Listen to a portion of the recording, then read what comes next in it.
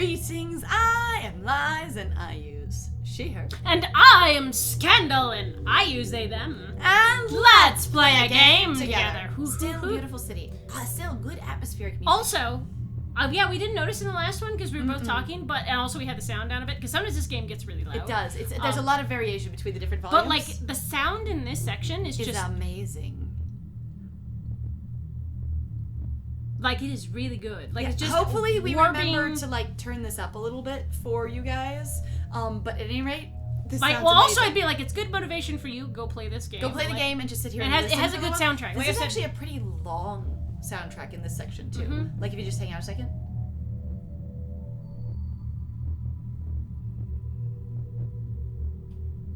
There's a lot going on in there. Anyway, sound design cool. Yeah, absolutely. I realised I was crying. I also will say that I wanted to add on to with my friend's thing of going, not only is it just the king in yellow, it's not like the golden king or gold king or golden king. Or the king in gold.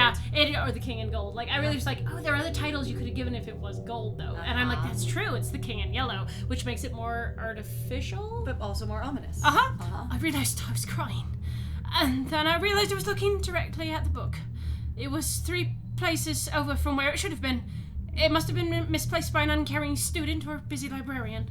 Trembling, I reached for the book and softly caressed its spine. It was real. I took it from the shelf and wiped the tears from my face, ashamed. Poor thing. Glancing at the great clock at the entrance, I realised I had been stood. Yeah. I had been stood in the same spot for close to an hour. That's very British, actually. Yeah, something was horribly wrong with me. I dropped my collection down on a secluded desk. Half of this stuff didn't seem all that relevant, but it was better to be thorough. I thought I'd better skim the books and work out which I had time for before I actually started reading. I wouldn't have time for all of them. I am so bad at skimming books. I respect Trixie. Yeah, so true. I checked the clock. There was about 5 hours left until the librarians would kick me out. I took a look at... Oh, God. Wait. A Cursed Play, a study of the King in Yellow. Wow. All right, Bluefield's History Society presents Bluefield's... Cryptids of the South, Great Crusade, Reaching Other Worlds, Villenheim Notes, or Finish Reading.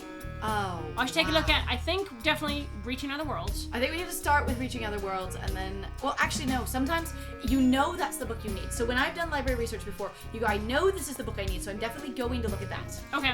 But you don't do it first because you know you're getting grossed since it's the book you need. Okay. So you skim other things. So I think we should try The Cursed Play, The King in Yellow. A Cursed Play, a study of the King in Yellow. Okay. Because then it's like, it's about the topical thing we're after. Right. A Cursed Play, a study of the King in Yellow seemed to be a thesis of some kind, but it definitely looked relevant. I kind of suck at reading academic texts, so I knew it probably would take 3 hours for me to read, even though it was a short. Oh. Look at another book. Oh, can we just, so we get to find out what they're about. Right, and it also gives you how long it might take. I checked the clock. Alright, so, I guess we can just might start take 3 for that one. That's so fast, though. Fucking hell. Oh, God. Bluefield's Country Myths seems to be a brief rundown of some of the local folklore. It's pretty short, to probably take about an hour to read. Okay. Okay, so an hour. Let's see, yeah, so you don't lose time doing this. Oh, this is amazing. You decide how to equip yourself with knowledge. Mm-hmm. But I thought it might be helpful. It wasn't a very long book, so it'd only probably take about an hour. Okay. So that doesn't seem to be useful. So you could do both of those and The King in Yellow. No, because The King in Yellow was 3 hours or 4? It was 3 hours. 3 hours, yeah, so you could. Rosefield Quarry, Bluefield's Mysterious Lake. Rosefield's Quarry. We were interested about the lake. Mm-hmm. We said the lake was interesting. All about Wilted Rose Lake. Yes, which is just the lake, I think, in this case. It was written about in the 80s, a few years before the story of the water snake got popular, so the back of the book didn't reference it. The book would probably only take about 2 hours to read. Okay. So... Look at another book. 5 hours left, yeah, because right now we're just finding out how much time we've got. Crusades. Great Crusade. I'm trying to look at a rather dry history book. I know most of the stuff already. I don't know why I picked it up. It was bulky and probably take 2 hours to read. Yeah, that doesn't sound like a good guys. Clock, 5 hours. Yes, we know, because we haven't read it yet. Reaching Other Worlds. We already did that one, didn't we? No, we didn't choose it yet. Seemed to be based on the Dark Age grimoire written by a bird scholar at the tail end of the age. Nikita seemed set on reaching Carcosa. I thought this might help me understand if that was possible or how she planned on achieving it. It was short and would take about an hour to read. That's good. Look at another book. Alright, read and look at the book. Check the clock, 5 hours. Wilhelm Notes. Wilhelm Notes. The Wilhelm Notes was a collection of notes written by the infamous Grand Inquisitor Wilhelm, traitor to the Inquisition and supposed author of the original transcript of The King in Yellow. It was pretty poor translation. The original text was near incomprehensible to begin with, so despite its short length reading, this would have about 3 hours. Ugh.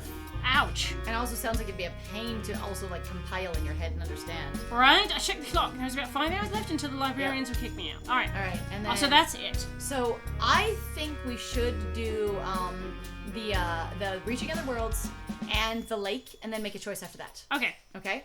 So let's do first the Rosefield lake. Quarry Mysterious Lake, and we'll read that. A lake was all about the wilted rose. It was written in the 80s, probably 2 hours to read. All right, so we're gonna read this that. book. Boink. Rosefield Quarry, Bluefield's Mysterious Lake. Once the largest quarry in the south, Rosenfield Quarry supplied copper to the whole world and even beyond during the moon landing. Wow. In 1965, drilling began at the bottom of the quarry to test for natural gases. Borehole R12 was planned to be several kilometers deep. Shortly before the borehole could be completed, what appears to have been an industrial accident caused the previously rerouted Ash River to return to its previous course, directly into the quarry.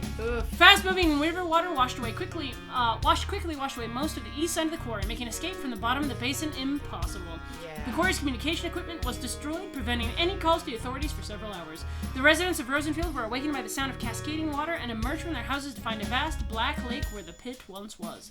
The sudden flooding of the quarry remains the greatest tragedy in modern Blue Hill history. Whoa. Almost 100 workers drowned and many tons of machinery was trapped underneath the water. Toxic industrial chemicals and gas from the recently opened borehole leaked into the water, making it impossible to dive in. The combination of these chemicals appears to be what has given the lake its dark appearance and is responsible for the death of the rose fields surrounding it. While officially the disaster was caused by improperly built rerouting dams, some have suggested the flooding may have been intentional. There is little to support this claim. The local village Rosefield was abandoned shortly afterward. The same chemical and gas leaks which gave the lake its dark appearance appeared to be causing health issues in the community. Dozens of residents reported deteriorating mental health after the incident, sickness, and exhaustion. Wow. Within 2 years, the village was empty, with the local council rehoming its residents across the county. Urban explorers often break into the now fenced-off village to earn street cred. These explorers often go missing, presumably falling into the water in a confused, hallucinogenic state, similar to the symptoms seen in villagers shortly before the evacuation. Wow. Few survivors made it out from inside the quarry, and those who did were near rabid. Doctors suggested this was a mixture of trauma and extreme proximity to the gas leak. Most would recover from their crazed state in the next decade. One would go on to become one of the leading Rosefield truthers, and support the claim that the flooding was intentional and ordered. Strangely, he also maintained that this was the right decision. It was an interesting read, but not hugely helpful. I checked the clock. There was about 3 hours left until the librarians would kick me out.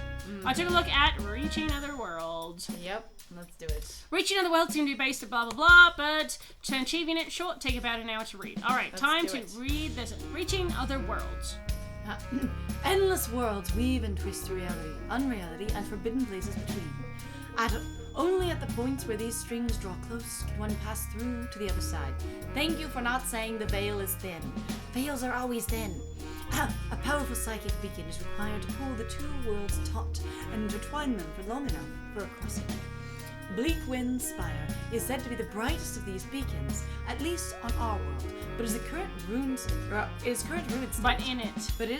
state is useless. The carrion crows of the black wood of Brennenburg use their own natural psychic influence to shield themselves from the horrors of the Brennenburg succession wars. For the planewalkers of Abononoth, in the ancient times, powerful psyker crystals were most commonly used in pairs. Singularly, they could bind the worlds, but when paired, would nullify each other, preventing others from traveling to or from the area. It is said that this is how the Court of Despair remained hidden forever, and in their Cathedral of Teeth. I gasped. A librarian shushed me. I knew Nikita wanted to reach Karkosha, but I now realized how quite close she might be. All of these materials were easy to acquire, except for the psychic crystals. But I now knew where Tabby's missing crystal was. Nikita had taken it. I always assumed they were phony glass toys, but now a second crystal would create a dissonance with the first. If I could just get a hold of one to prevent Nikita's ritual from working. I began hurriedly messaging Tabby. Hi, Tabby, you there? Hi, Trix.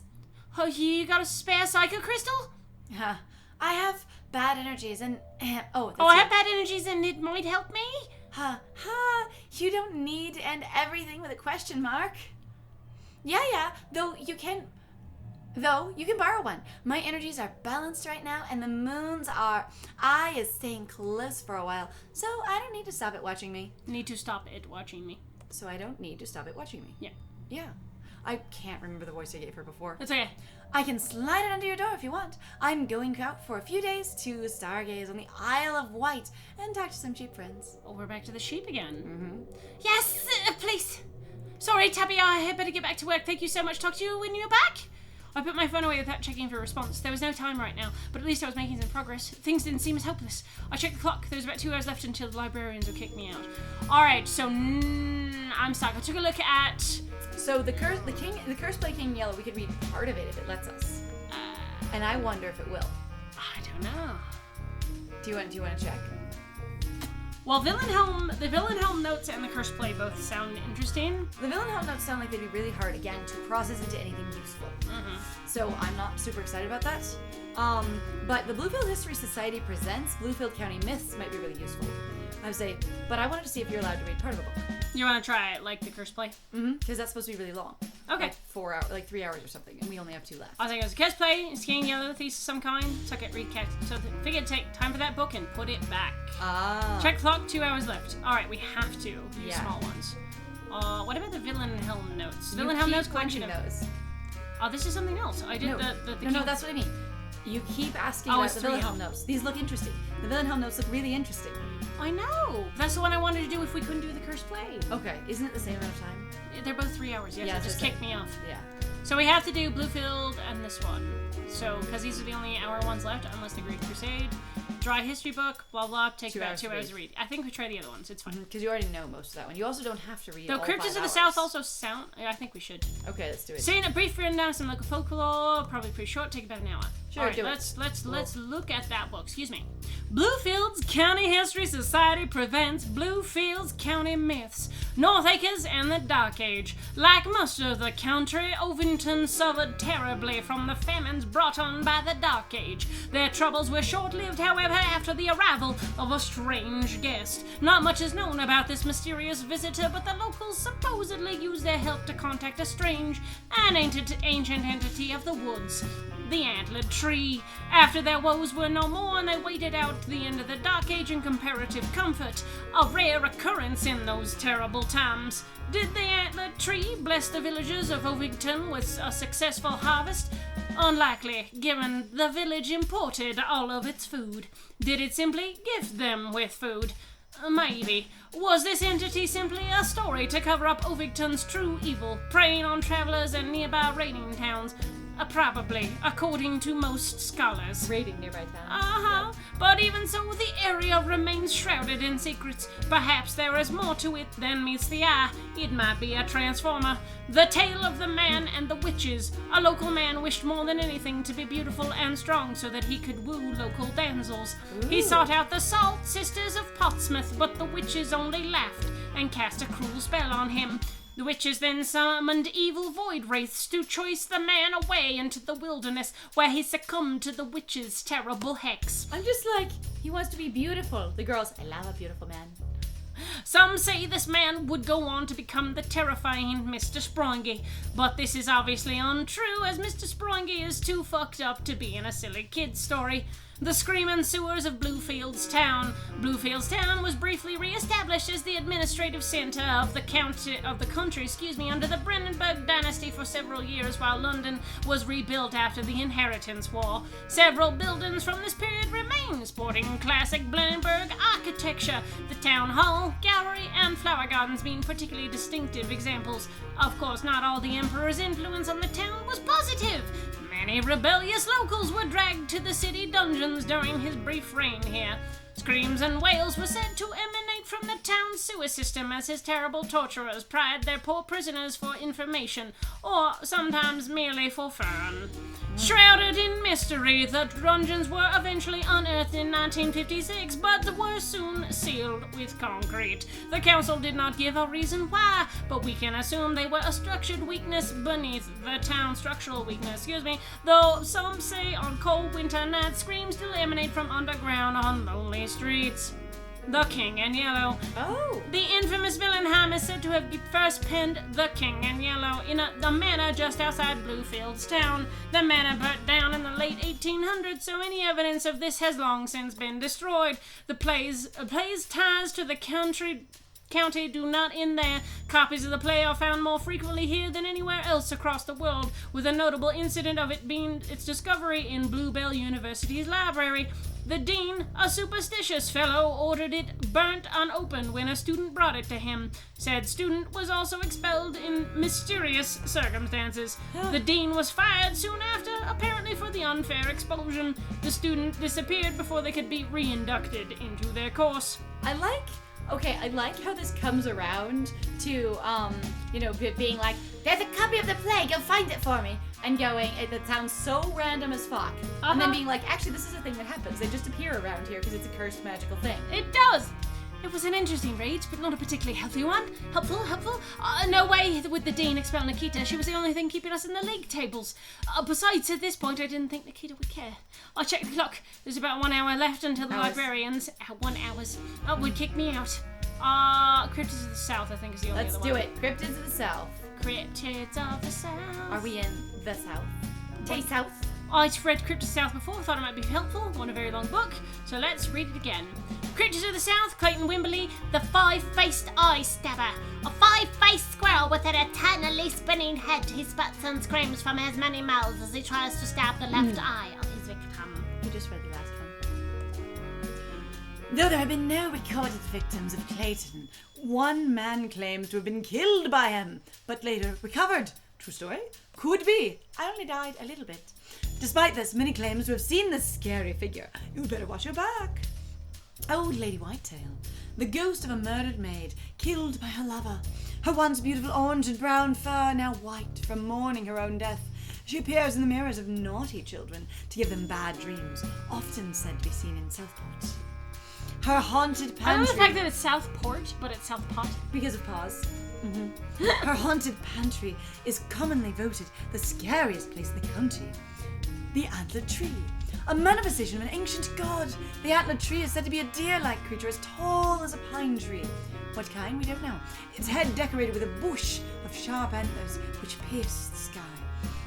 Often thought of to be a bringer of prosperity and food in hard times, it is a popular figure for worship, even now in some areas. The residents of North Acres in particular are known to hold secretive festivals dedicated to the mysterious figure, though rarely are outsiders able to glimpse such ceremonies. Mr. Sprongy is fucked up. We don't know what's going on with this guy. The quiet figures. Tales of shambling tatty figures have been common throughout the history of this county. These figures are often said to be able to talk only in hushed whispers. Their fur and skin is always described as matted and rubbery, as if they were corpses. Or rubbery, as if everyone who sees them touches them. The reanimated dead?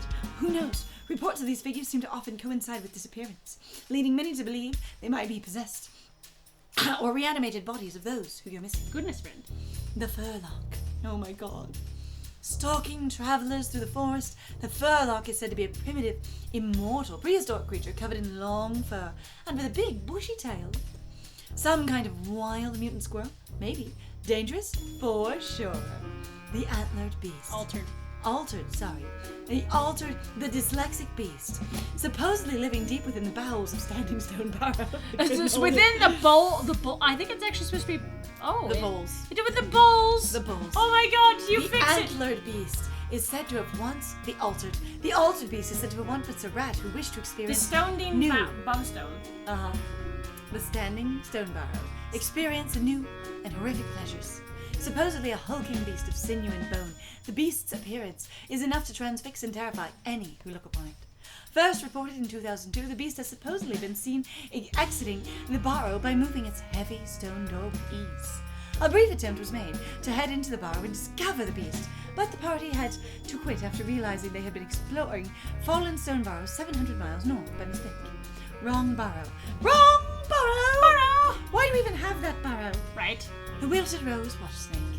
In the 90s, reports started to come in of a strange serpent living in the flooded wilted rose quarry.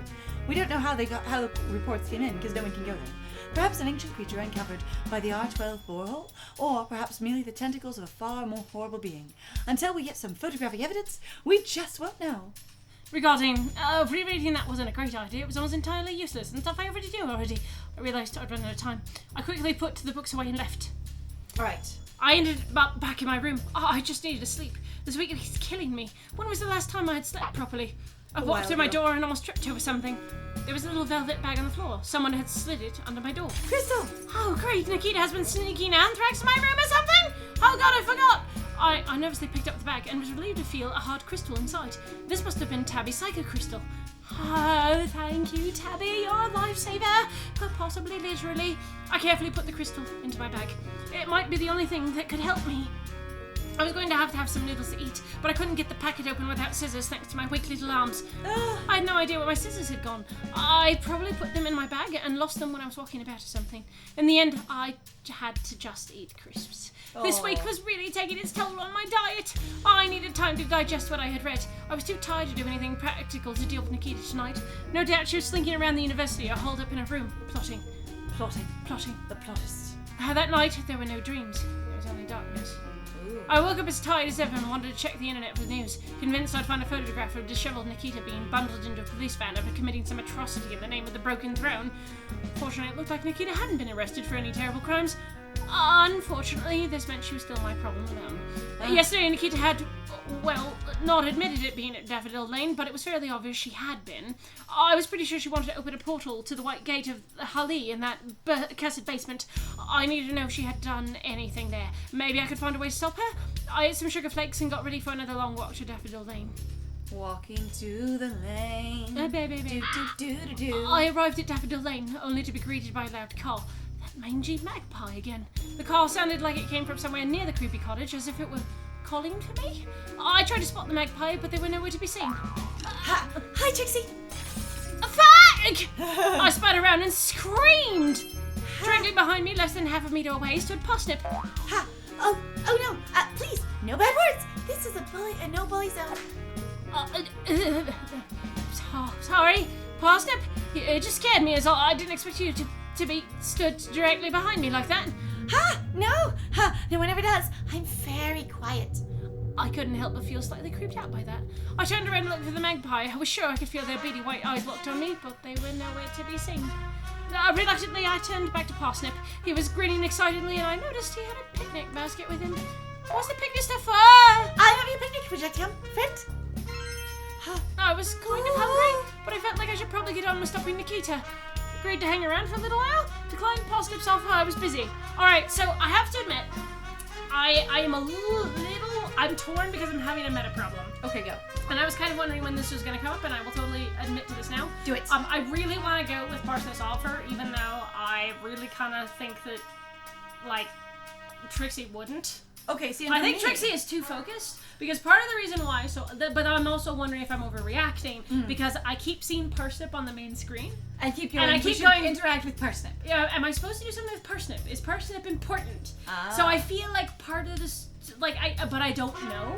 So I'm going, is that unwarranted? See, and for me, I feel like it's Trixie going, yeah, I need to go do this thing, but it's something you don't really want to do. So you've done the motivation of it, gotten out there, and I did the really long walk, but getting through the really long walk feels like an achievement or accomplishment in and of itself, but also gives you enough time to regret and dread what you're doing.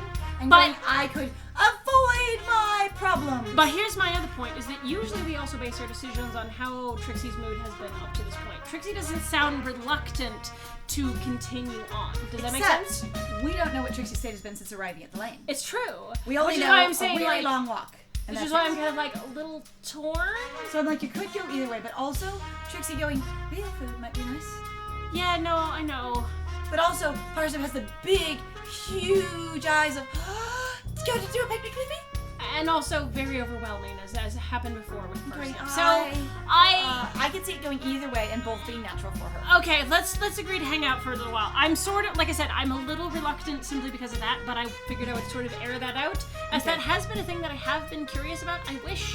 I know there's probably not much you can really do about it. If it's actually a big important thing, I wish there was something like once you got to the game at least once, it would pop up with a, here's also another game, or it was just in another window altogether if you looked at like an about or something like that. Because like play Parsnip, yeah. Right. Because this game, as I understand, is an adjacent follow-up. Like it's not a direct sequel, but it's an adjacent follow-up to Parsnip. I think this one actually is the first one. As far as I know, Parsnip came first. Oh, did it? As far as I know, Parsnip came first, and then this was again and like a companion story. Ah, okay. Okay, of cheesy and corny supernatural, teenage reader romance fiction. One of my favorite books is an adjacent book to a series and is a standalone by itself. And I didn't even know it was connected to a series until I got to the end of it, and it was mentioned. Oh. What was it? Ink Exchange. Oh, by okay. Marissa Marr? I think it's Marissa Marr.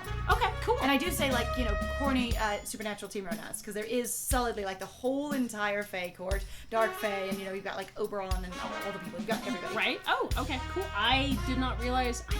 I know you've mentioned Ink Exchange before. It's been one you've been trying to get me to read, or at least for both of us to listen together, so we'll have to get on that again. I agreed to hang out for a little while.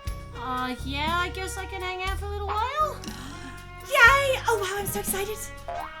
Let's go ask Rosie if she'd like to come too. Okay, it can't be too long though. I'm pretty busy. I got stuff that All day picnic! He skipped off to LaRose's cottage and I started to regret agreeing to this, but followed along behind him. Oh god, I eventually caught up to Parsnip. He was knocking at LaRose's door and bouncing excitedly. Bing, bing, bing, bing, I saw bing, LaRose bing, peering bing, out the bing, windows bing, between a crack in the curtains before receding back into the darkness of a cottage. I got the impression she didn't want to be involved. I don't think LaRose is home, Parsnip. Maybe we should get going? There was a loud crash from inside. Oops. Fuck's sake!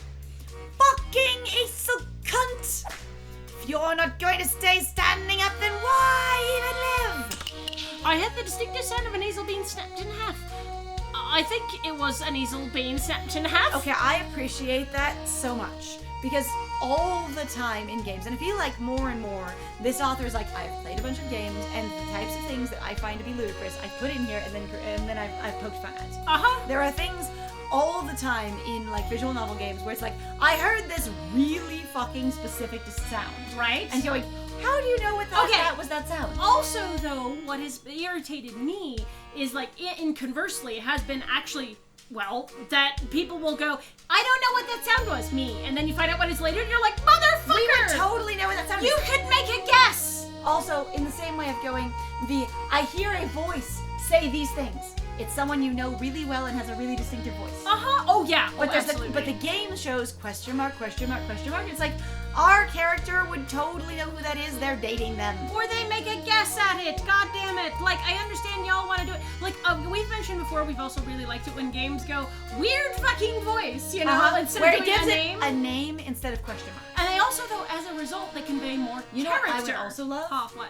If someone had one and it was like say I'm in the game, right? Right. And then somebody, and they're speaking over here, but the player's not supposed to know what it is. So maybe Scandal, and then go, this hush voice says this perhaps thing. this person. Exactly. Yeah. And because there have been a number of times where I'm like, was that so and so talking? Right. When I hear someone distant. I mean, that's the fun thing that I think visual novels are a fantastic hybrid of, is it's like you have a chance to not only skip out on a lot of the descriptive details that is required in a novel, versus, like, you also, though, can play with what's going on because it's far more active and needs to because it's got a lot of graphics in it, or has been a lot Anyway, of I deeply appreciate that was this distinctive sound. At least I think it was. Exactly. think that's right. I'm not sure what gave me that impression. You're right. I don't think she is. I was starting to doubt how much Parsnip existed on our plane of reality. I guess it's just you and me, friend. He pulled out a friendship yarn out of his bag and waved it at me. You still have yours, right? Right? I rummaged through my stuff and pulled out the yarn. It was slightly worse for wear after a few days in my bag, but Parsnip's face lit up nevertheless when I gently wiggled it. I'd never throw away this present. Yay! Oh, yay, what a great friendship. I was glad to have diffused the situation. I didn't want to get on Parsnip's bad side. He seemed slightly unstable. Let's get on with our picnic. Follow me to the wheat field, friend. The wheat field was a great spot given that the wheat hadn't been cut, but at least it was somewhat shady in between the crops. You literally walk through one of the plowed rows and sit down between these things with the tall wheat. That's amazing.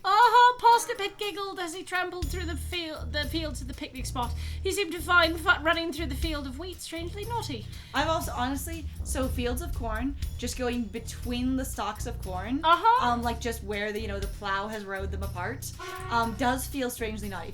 It feels like illicit somehow. It feels like you're not supposed to do it. I'm sneaking in and no one can see. Do you know what's funny though? Because my brain's like, why didn't you use corn? And I'm like, oh, you don't use corn because you're not from the United States. It's not so they've talked about drop. It's not, but they have actually talked about, so it was really fun. There was a big, long, basically like a diatribe on Tumblr where a bunch of people engaged in a conversation about basically Southern Gothic aesthetic and also horror imagery associated with that and how the cultural basically zeitgeist had shifted once they came over and colonized more of the United States, and how like the imagery has so distinctly what it is, and so you talking have to about grow corn. Yeah, exactly, and like why it's corn and all the like it was really interesting.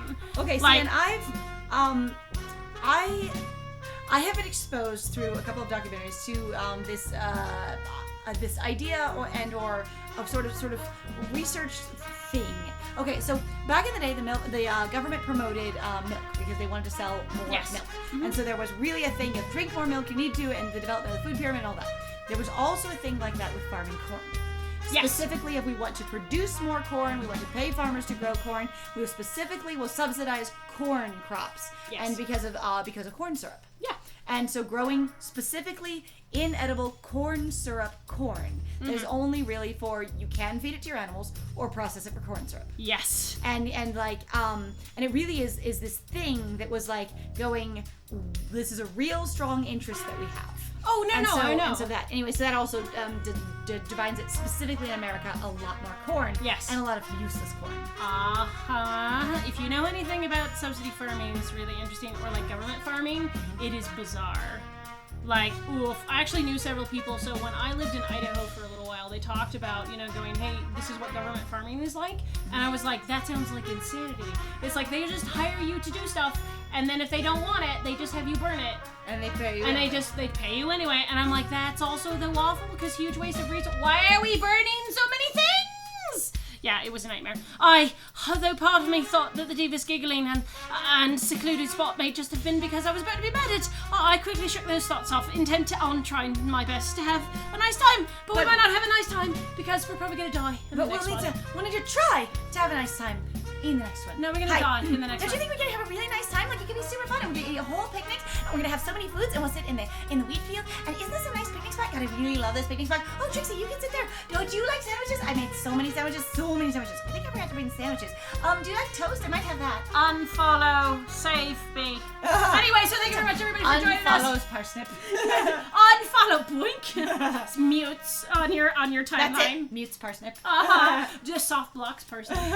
So thank you very much, everybody, for joining us. If you like what we do, please feel free to like, comment, subscribe, and also share our videos if you're having a good time with us. It actually helps us a lot out in regards to the YouTube algorithm. It goes, hey, activity on this account. We will promote it more.